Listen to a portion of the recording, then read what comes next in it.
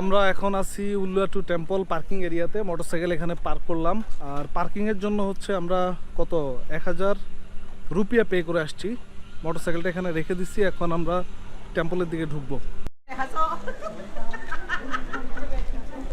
আমরা উল্লুয়াটু টেম্পলে এন্ট্রি করছি। আর এই যে দেখতে পাচ্ছেন, এটা হচ্ছে বেগুনি কালার যে কাপড়টা, এটা পরতে হবে মূলত কেউ যদি হাফ প্যান্ট পরে আসে, তাহলে এটা পরে আপনাকে আপনার হাঁটু ঢাকতে হবে, ঢেকে আপনাকে এখানে এন্ট্রি নিতে হবে। তো উল্লুয়াটু টেম্পলে আমরা এন্ট্রি করছি কত 50,000 রুপি দিয়ে পার পারসন। আমরা 3 জন হচ্ছে 1.5 লাখ রুপিয়া দিয়ে এখানে এন্ট্রি নিলাম। এখন উল্লুয়াটু টেম্পলটা আমরা একটু ঘুরে দেখব যতটুকু সময় পাই। এখন বাজে হচ্ছে এখানে 3টা বাজে।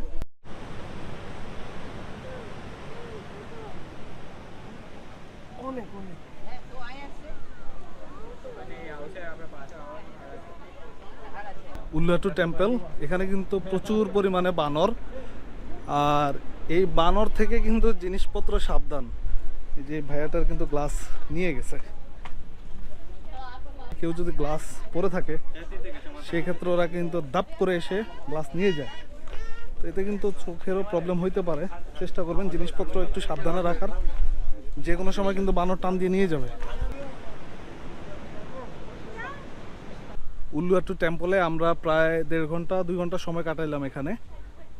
পুরাটা জায়গায় আমরা ঘুরে দেখছি। আসলে জায়গাটা খুবই সুন্দর। এটা একটা পাহাড়, তারপর গাছপালা, পাশে হচ্ছে গিয়া সমুদ্রের কম্বিনেশন, সব কিছু মিলিয়ে আসলে জায়গাটা খুবই ভালো লেগেছে আমার। যে কাপড়টা পরছি এটা এক্সিট গেটে কিন্তু জমা দিয়ে দিতে হয়, আমরা এক্সিট গেটে দিয়ে দিলাম।